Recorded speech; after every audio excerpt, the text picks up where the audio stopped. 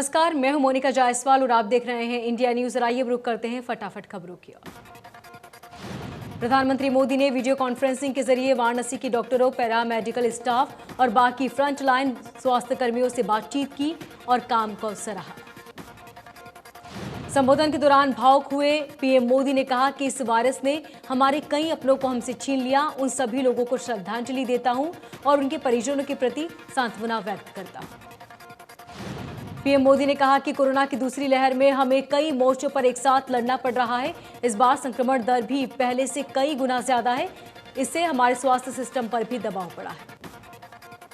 PM Modi ने कहा कि एक असाधारण परिस्थिति में भी हमारे डॉक्टर्स, हेल्थ वर्कर्स इतने बड़े परिश्रम से भी इस दबाव को संभालना संभव हुआ है। आप सभी ने एक एक मरीज की जीवन रक्षा के लिए दिन रात काम किया।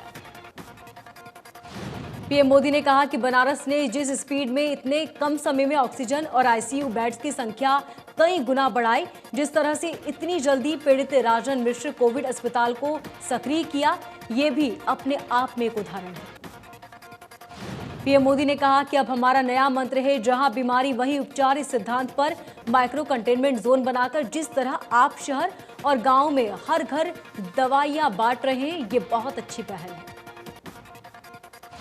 देश में कोरोना मामलों में लगातार हो रही गिरावट। 24 घंटे में सामने आए 2 लाख से ज्यादा मामले, 4,208 मरीजों की हुई मौत। दूसरी लहर के बीच अब भी देश में एक्टिव केस 30,22,000 से ज्यादा।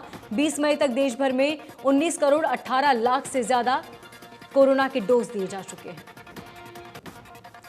महाराष्ट्र में कोरोना के केस लगातार कम हो रहे हैं। एक दिन में महाराष्ट्र में कोरोना से 29,911 नए मरीज मिले, जबकि 57,000 से ज्यादा कोविड मरीज ठीक हुए। 994 लोगों ने अपनी जान गंवाई। दिल्ली में 24 घंटे में 3,000 से ज्यादा केस मिले। 233 मरीजों ने दम तोड़ा। दिल्ली में अब तक 40,000 से ज्यादा एक्टिव केस। प्रदेश में कोरोना के 6,457 से ज्यादा केस मिले, जबकि 14,000 से ज्यादा मरीजों ने कोरोना को मात दी। 24 घंटे में आंकड़ों में गिरावट देखने को मिली। हरियाणा में बीपीएल परिवारों को बड़ी राहत मिलेगी। बीपीएल परिवारों को कोरोना मरीजों के उपचार का सारा खर्च प्रदेश सरकार उठाएगी। आयुष्मान भारत योजना में शामिल न होने वाले परिवारों को मिलेगा फायदा। मुख्यमंत्री ने कोरोना स्थिति पर प्रशासनिक सचिवों और सभी जिला उपायुक्तों के साथ समीक्षा बैठक की। कहा, ब्लैक फंगस बीमारी के उपचार के लिए हर मेडिकल कॉलेज में कम से कम 20 बेड रिजर्व रखे जाए। सीएम ने कहा कि गांव में डोर टू डोर दौरा करने वाली टीमों में शामिल सदस्यों का प्राथमिक से वैक्सीनेशन करें। कोविड-19 के बाद होने वाली समस्याओं के समाधान के लिए विशेष क्लिनिक बनाएं। सीएम ने बताया कि अब तक लगभग 10,000 ऑक्सीजन सिलेंडर होम आइसोलेशन मरीजों के घर द्वारा पहुंचाए गए हैं। मल्टी डिसिप्लिनी टीम ने 4,000 से ज्यादा गांवों का दौरा किया। 51 लाख से ज्यादा लोगों को वैक्सीन मिली। सीएम ने कहा कि निजी अस्पतालों के बनाए जा रहे मरीजों के बिलों पर निगरानी रखी जाएगी। आमजन को किसी तरह की दिक्कत नहीं होनी चाहिए। सीएम ने कहा, सभी जरूरतमंदों को सरकार की घोषणा के मुताबिक सभी जिलों में 5 किलो प्रति व्यक्ति राशन देना सुनिश्चित करें और आंदोलनकारी किसानों को कोरोना के खतरे के बारे में बताएं। पोस्ट कोरोना इफेक्ट्स को लेकर हरियाणा स्वास्थ्य मंत्री गंभीर हैं। इसे लेकर अनिल विज ने बातचीत की। स्वास्थ्य मंत्री अनिल विज ने बताया कि हरियाणा के सभी बड़े सरकारी अस्पतालों में उमंग नाम से सेंटर शुरू किए जाएंगे, जिसमें सभी मेडिकल सुविधाओं सहित मनोवैज्ञानिक और योग प्रशिक्षक की तैनाती की जाएगी। निजी अस्पतालों के मरीजों से ज्यादा रुपए वसूलने की शिकायत पर हरियाणा सरकार सख्त हो गई। अनिल विज ने बताया कि विधानसभा अध्यक्ष ज्ञानचंद गुप्ता की शिकायत पर कमेटी बनाई गई, जो मामले की जांच करेगी। वैक्सीन की कमी की खबरों के बीच सरकार ने ग्लोबल टेंडर लगाने की प्रोसेस तेज कर दी। ग्लोबल टेंडर में सरकार ने कोरोना की 1 करोड़ डोज मंगवाने का फैसला लिया। ब्लैक फंगस को लेकर भी स्वास्थ्य मंत्रालय गंभीर। सरकार ब्लैक फंगस की दवाई भी विदेश से मंगवाने जा रही है। केंद्र से दवा की मांग करने के साथ ही सरकार विदेश से भी ब्लैक फंगस की दवा मंगवाएगी। किसान नेता राकेश टिकैत ने कृषि कानून पर बोलते हुए कहा कि जब तक कृषि कानून वापस नहीं होते तब तक आंदोलन जारी रहेगा। सरकार को कानून पर बात करनी चाहिए। भारतीय रिजर्व बैंक ने केंद्र सरकार को अपनी सरप्लस रकम में 99,122 करोड़ रुपए देने का निर्णय लिया। रिजर्व बैंक के केंद्रीय बोर्ड की बैठक में इसे मंजूरी दी गई। बोर्ड ने तय किया है कि रिजर्व बैंक में आपातकालीन जोखिम बफर में 5.50% फीसदी तक बनाए जा रखेंगे। जालान समिति की सिफारिश के मुताबिक रिजर्व बैंक के बही खाते पर 5.5 से 6.5% हिस्सा आपातकालीन निधि के रूप में रखा जाना चाहिए।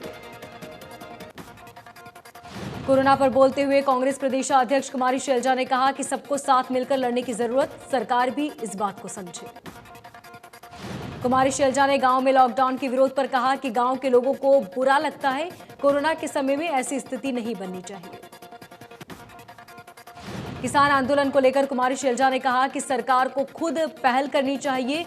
ये लोग पहल तो करते नहीं, सिर्फ रिएक्ट ज्यादा करते हैं।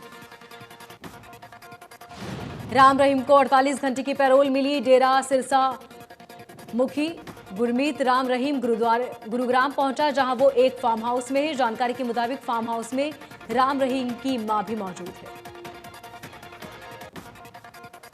राम रहीम की इमरजेंसी पैरोल पर अंकुश छत्रपति ने सवाल उठाते हुए कहा कि राम रहीम जैसे खूंखार कैदी को इस तरह पैरोल देना निंदनीय, सरकार की मिली भगत से रचा गया है खेल। अंशुल छत्रपति ने कहा कि मां की बीमारी का बहाना बनाकर पैरोल देना सरकार का गलत निर्णय। आने वाले समय में आंदोलन में देंगे चुनौती। कोरोना महामारी के चलते ऐसे वक्त को चुना ताकि कोई अदालत न जा सके। सीएम मनोहर लाल के गोद लिए गांव में सोशल डिस्टेंसिंग की धज्जियां उड़ाई गई। पुलिस के सामने नियमों का उल्लंघन किया गया। गांव में प्रशासन और सरकार के खिलाफ विरोध बढ़ने लगा। कैथल के 2 गांवों में कोविड सेंटर का विरोध किया गया। विरोध के बाद गांव में के बाहर कोविड सेंटर स्थापित करना पड़ा, जबकि सौगल गांव में विरोध के चलते कोविड सेंटर नहीं बन सका। गांव सौगल से अधिकारी को बैरंगी लौटना पड़ा। कोरोना महामारी की दूसरी लहर में टीचर्स की ड्यूटी लगाए जाने पर हरियाणा विद्यालय अध्यापक संघ के प्रदेश अध्यक्ष ने मुख्यमंत्री और शिक्षा मंत्री को पत्र लिखा। संघ के प्रदेश अध्यक्ष ने कहा कि ड्यूटी दे रही टीचर्स को प्रदेश सरकार कोरोना योद्धा का दर्जा दे। इसके अलावा ड्यूटी से पहले सभी टीचर्स की वैक्सीन लगवाई जाए। पत्र में मांग की गई कि टीचर्स अगर ड्यूटी के दौरान कोरोना पॉजिटिव हो जाते हैं तो उनका अच्छे हॉस्पिटल में सरकार की तरफ से इलाज करवाया जाए। संघ के प्रदेश अध्यक्ष ने कहा कि टीचर्स की ड्यूटी उनके घरों के आसपास की जाए। सभी को पीपीई किट, सैनिटाइजर, दस्ताने और मास्क उपलब्ध कराए जाए। इस दौरान टीचर्स की मौत होने पर मुआवजा दिया जाए। सोनीपत में होमगार्ड वेलफेयर एसोसिएशन के जवानों ने जिला उपायुक्तों के विचारों से प्रेरित होकर सोनीपत के 5 उपमंडल में सैनिटाइजेशन की मुहिम शुरू की। होमगार्ड एसोसिएशन की ट्रॉली ने पिछले लॉकडाउन में भी घर घर भोजन पहुंचाने की मुहिम शुरू की थी। इस बार होमगार्ड्स ने अपनी बाइक पर सैनिटाइजर की मशीन लगाकर छिड़काव करने का फैसला लिया। मुहिम की जिला उपायुक्त ने तारीफ की। सैनिटाइजेशन का पूरा खर्च होमगार्ड के जवान मिलकर उठा रहे हैं। मोटरसाइकिल के साइड में बोर्ड भी लगाया गया ताकि लोग सैनिटाइजेशन के लिए संपर्क कर सकें। यमुनानगर पहुंचे सांसद नायाब सैनी ने संत निरंकारी सत्संग भवन में बनाए गए ऑक्सीजन युक्त बेड की शुरुआत की, जहां 40 बेड की व्यवस्था की गई। सांसद नायाब सैनी ने कहा कि पहले विपक्ष कोरोना वैक्सीन को लेकर भ्रमित प्रचार कर रहा था, जो कि दुर्भाग्यपूर्ण है। कांग्रेस के नेता बोलते थे कि ये वैक्सीन बीजेपी की है। राहुल गांधी को निशाने पर लेते हुए नायाब ने कहा कि राहुल गांधी के पास कोई मुद्दा नहीं। उन्होंने राहुल गांधी और बाकी विपक्षी दलों से अपील की कि कुछ महीने राजनीति से ऊपर उठकर जनता की सेवा करें। नायाब सैनी ने कहा कि कोरोना के दौरान 8 महीने तक देश के 80 करोड़ परिवारों को राशन दिया गया था। अब अगले 2 महीने तक 80 करोड़ परिवारों को राशन पहुंचाया जाएगा। हरियाणा में सूचना जनसंपर्क भाषा विभाग ने जिला स्तर पर कमेटी बनाई, जो कोरोना से संबंधित आधारहीन समाचार प्रचारित करने वालों पर नजर रखेंगे। ऐसे लोगों के खिलाफ कानून के मुताबिक कार्रवाई की जाएगी। यमुनानगर के डीआईपी-आरओ हरदीप सिंह ने बताया कि महामारी के दौरान कुछ शरारती तत्व आधारहीन समाचार प्रसारित और प्रचारित करते हैं, जिससे जनता को गलत संदेश मिलता है। हरदीप सिंह ने बताया कि अगर कोई ऐसा करता है तो उसका खंडन किया जाएगा। इसके लिए 3 सदस्यीय कमेटी गठित की गई जो इस पर नजर रखेगी।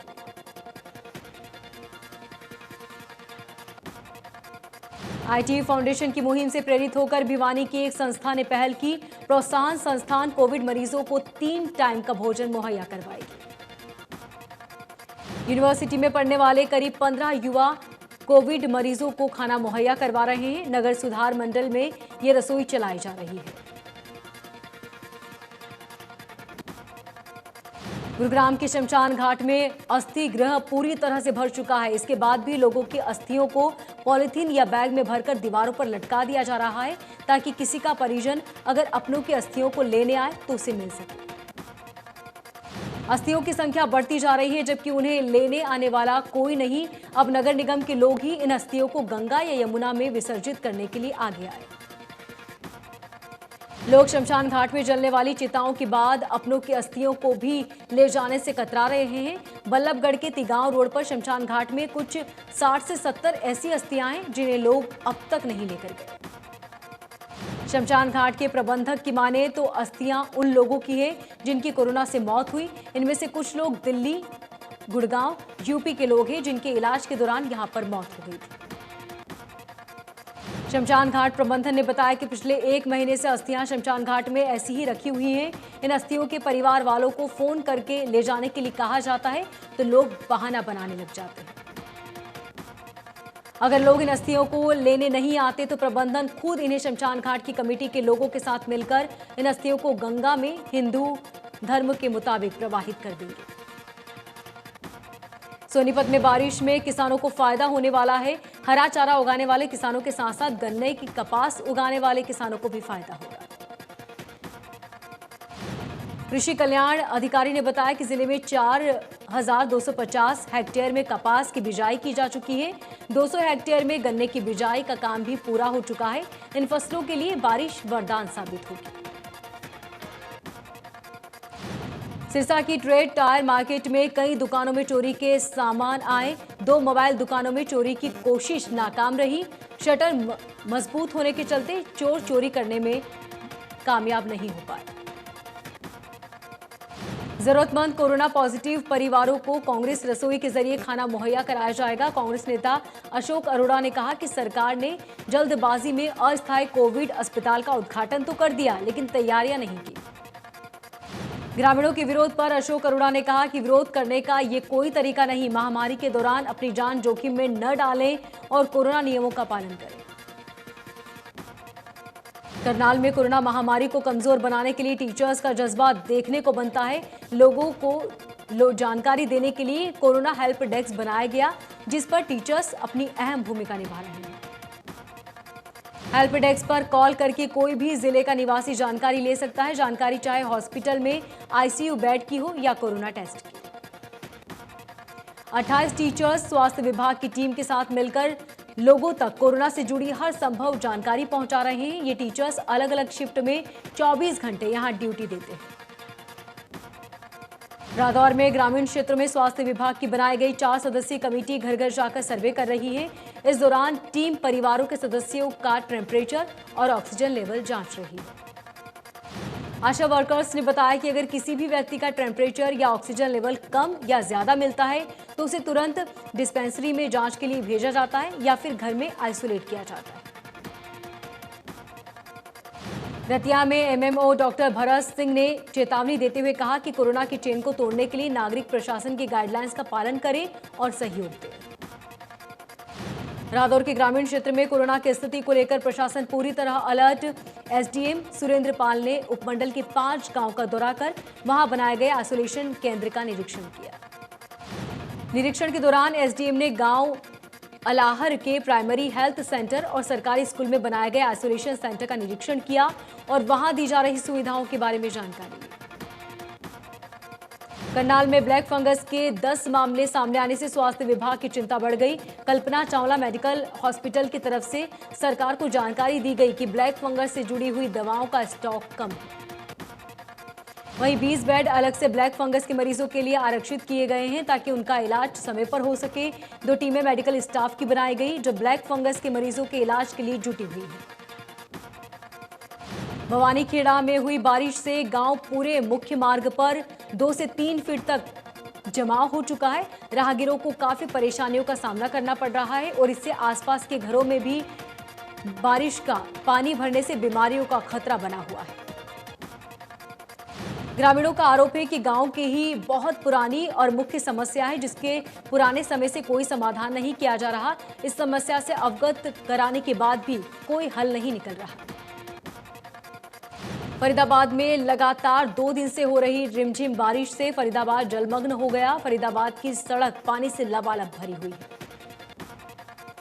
बल्लभगढ़ की सब्जी मंडी भी पूरी तरीके से जलमग्न हो गई। ऐसे में सब्जी बेचने आए किसान और सब्जी खरीदने आए लोगों को काफी दिक्कतों का सामना करना पड़ रहा है। हरियाणा सरकार ने सभी श्रेणियों के बिजली उपभोक्ताओं को राहत दी। बिल पेमेंट की अंतिम तिथि 3 जून से बढ़ाकर अब 3 जून तक नहीं देना होगा कोई भी लेट पेमेंट। ग्रामीण क्षेत्र में कोरोना के बढ़ रहे प्रकोप के चलते जिला प्रशासन ने ग्रामीण क्षेत्रों में सैनिटाइजेशन का अभियान शुरू किया। बहादुरगढ़ क्षेत्र में इसकी शुरुआत की गई। एसडीएम हितेंद्र शर्मा ने इस अभियान की शुरुआत की। एसडीएम की माने तो अगले 20 दिनों में बहादुरगढ़ के करीब 11 गांव सैनिटाइज किए जाएंगे। इन अभियान में सामाजिक संगठन और सामाजिक लोग भी कोरोना को दूर भगाने के लिए आगे आ रहे हैं। सिरसा में मीडिया कर्मचारियों के लिए दूसरे दिन भी टीकाकरण शिविर का आयोजन किया गया। 2 दिनों तक चले शिविर में करीब 308 लोगों ने टीकाकरण करवाया। दूसरे दिन इलाहाबाद के एसडीएम दिलबाग सिंह शिविर में व्यवस्थाओं का निरीक्षण करने पहुंचे। उन्होंने कहा कि मीडिया कर्मी भी फ्रंटलाइन वर्कर्स हैं, ऐसे में उनका और उनके परिवार का टीकाकरण बहुत जरूरी है। उन्होंने लोगों से अपील की कि वे बारी आने पर टीकाकरण जरूर करवाएं। इसका किसी तरह का कोई नुकसान नहीं है, बल्कि कोरोना के बचाव के लिए ये बहुत जरूरी है। पंचकुला में प्रशासन ने ड्राइव थ्रू वैक्सीनेशन शुरू किया। विधानसभा अध्यक्ष ने इसकी शुरुआत की। टीका लगवाने के लिए ड्राइव थ्रू के बाहर कई किलोमीटर की गाड़ियों की लंबी कतार देखने को मिली। पहले प्रशासन ने सुबह और शाम के 2 स्लॉट रखे थे। लोगों की लंबी लाइन और उत्साह को देखते हुए प्रशासन ने पूरा दिन ड्राइव थ्रू वैक्सीनेशन प्रोसेस चलाने का फैसला किया। गुरुग्राम में ड्राइव थ्रू के जरिए पहली वैक्सीन की डोज लगेगी। 45 साल और उससे ज्यादा वाले लोगों को पहली डोज लगाई जाएगी। फर्स्ट कम फर्स्ट सर्वे के आधार पर लग पाएगी वैक्सीन की पहली डोज। गुरुग्राम सीईओ ने जानकारी देते हुए कहा कि पोर्टल पर स्लॉट लेने की भी नहीं पड़ेगी जरूरत। ड्राइव थ्रू के जरिए इससे पहले सिर्फ दी गई थी दूसरी डोज। शनिवार और रविवार को शहर के मॉल में लगेगी वैक्सीन। शनिवार को डीएलएफ सिटी सेंटर में लगेगी वैक्सीन। रविवार को एमबीएस मॉल में दी जाएगी पहली डोज। ड्राइव थ्रू में दोनों दिन लगाई जाएगी कोविशील्ड वैक्सीन। गुरुग्राम में 6 लाख से ज्यादा लोगों को लग चुकी है वैक्सीन।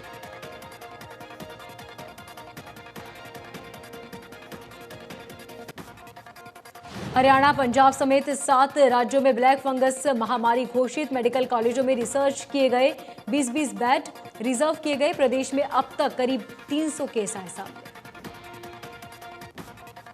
भवानीपुर सीट से उपचुनाव लड़ेगी ममता बनर्जी। टीएमसी विधायक शोभेन देव चटर्जी देंगे इस्तीफा। नंदीग्राम से ममता बनर्जी को मिली थी हार।